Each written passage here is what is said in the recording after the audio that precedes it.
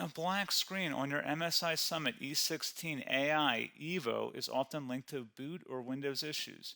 We will repair startup components, restore system files, and troubleshoot the operating system. A lot of errors pertain to this problem, and we're going to go ahead and jump into what should hopefully be a pretty straightforward process, guys. And we're going to go ahead and jump right into it. First thing I'd recommend doing would be to actually go ahead and boot to the troubleshooting utility on Windows 11. So if you do a hard power off 3 times in a row, Windows should automatically attempt to launch the startup repair utility.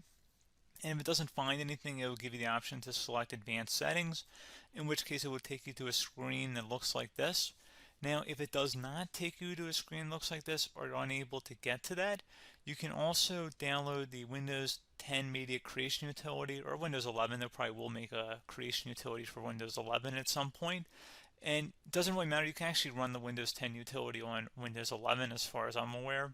And you should be able to run the troubleshooting utilities built in within it. So you just would go ahead and download it to an ISO file and then burn it to a DVD or USB.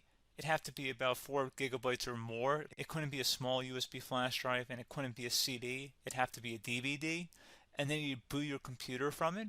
So depending on the computer manufacturer, you'd have to tap a different key on your keyboard in order to launch that menu, in order to select what boot drive you want to go off of. So it could be anything between the escape key, F2, F8, F12, for example. And those are the function keys on the top of your keyboard. So you may have to just do a little bit of trial and error. Shouldn't take you more than a couple minutes. Googling it would probably be best before you even begin. But anyway, we're ready to go ahead and jump right into it. So we're on the choose an option page. So these will look very similar whether you're booting from it directly within Windows itself, or if you're plugged in a USB flash drive with the media creation utility installed and you selected the recovery option. So when you are setting up your Windows 11 installation or Windows 10, depending on the drive you're using, there should be an option to repair your computer in the bottom left corner of the dialog window, one of the first screens that comes up. You go ahead and select that, and then it would take you to a troubleshooting screen like you see here. And you want to go ahead and select troubleshoot, reset your PC, or see advanced options. And then there are going to be a whole bunch of options in here that we're going to explore in today's video. The first one, we're going to actually go underneath advanced options, and then select startup repair, fix problems that keep Windows from loading. So go ahead and select that first.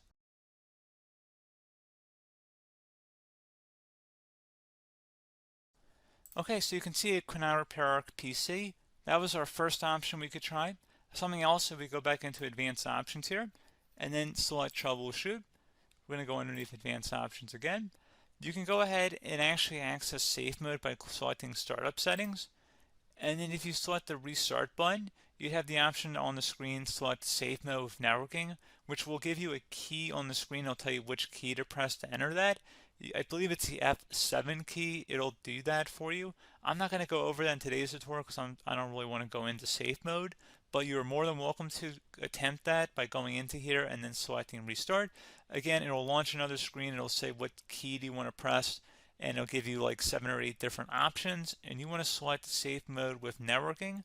There's also an option for a command prompt too, but that's going to be something we're going to cover later in this video, and we don't even have to go through that in order to access it. So that's why I'm not going to really push for that, because unless you know exactly what's causing the problem, you probably don't need to go into safe mode. Unless you're trying to recover files, in which case then you definitely can go into safe mode, but we're trying to actually recover our computer here. So I hope that makes sense.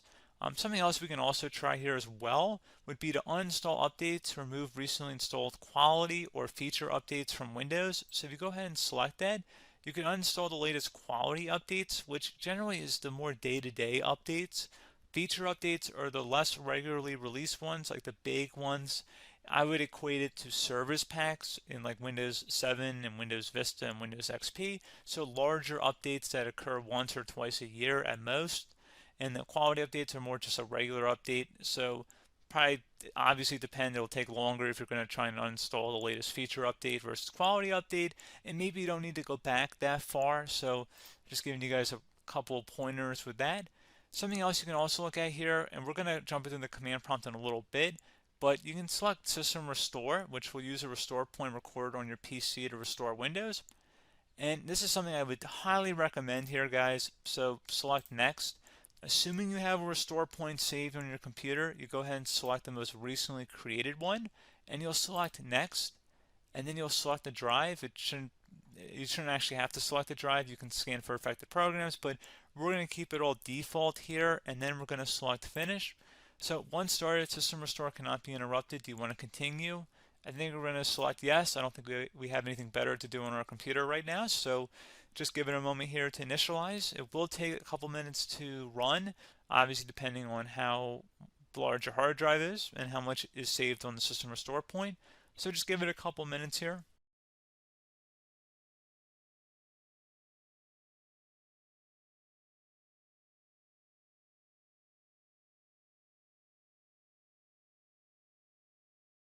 System has been restored successfully.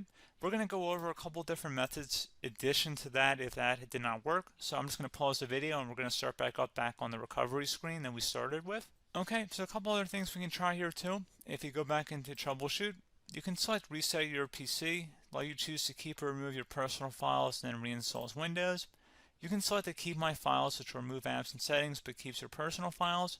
You can also select Remove Everything, which will remove all of your personal files, apps, and settings. So this is more of a factory reset, the second option here.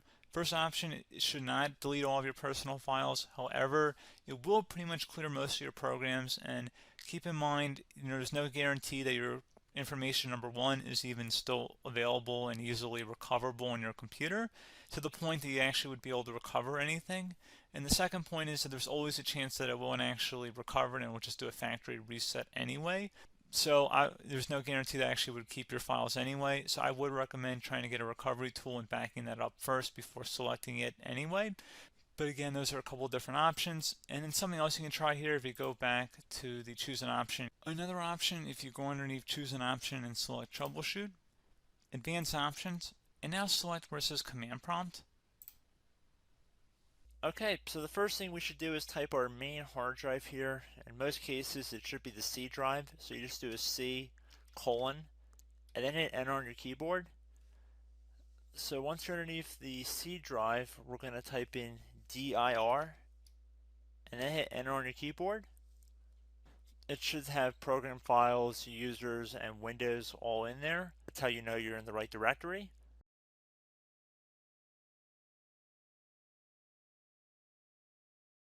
In some cases, it might be the D drive as well, so just keep that in mind.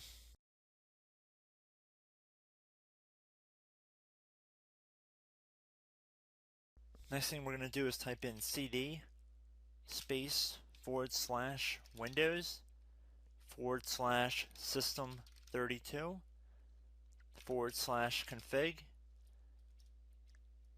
and then you're going to hit enter on your keyboard.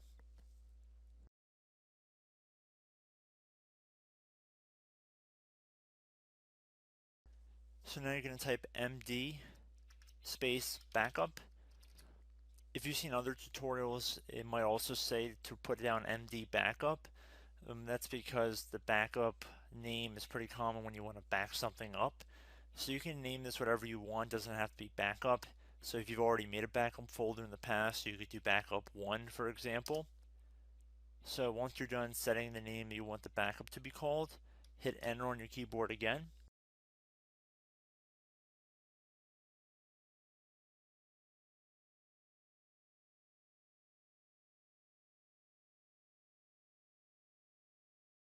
At this point you want to type copy, C-O-P-Y, space, then you want to do the star symbol above the 8 key, then do a period or a dot, whatever you want to call it, then another star sign, and then another space, and then type backup, and then hit enter on your keyboard.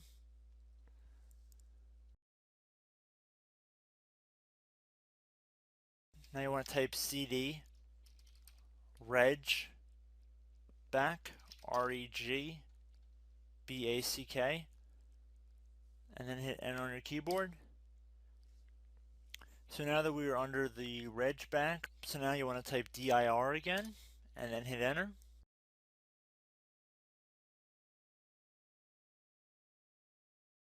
So now at this point we're going to type copy again. So copy, space, star sign,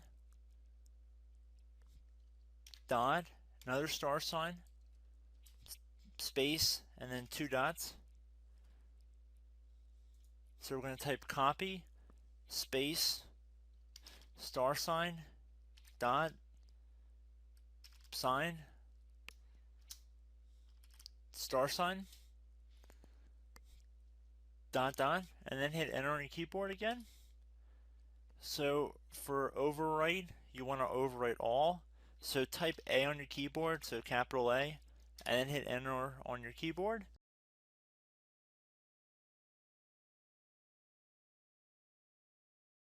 So at this point, you should be good to go. You can close out of the command prompt window, and if you accidentally continue to Windows 10, you should be all set. So I hope one of these 3 or 4 different methods we went through in this tutorial helped you guys out. Again, I'm not sure if you guys heard me earlier, but try to go back into your safe mode if possible and uninstall any programs you know might be conflicting with the Windows startup if you can get into safe mode. So just keep that in mind. Something very simple like that could be blocking up everything. So again, I hope this tutorial helped you guys out, and I will catch you in the next tutorial. Goodbye.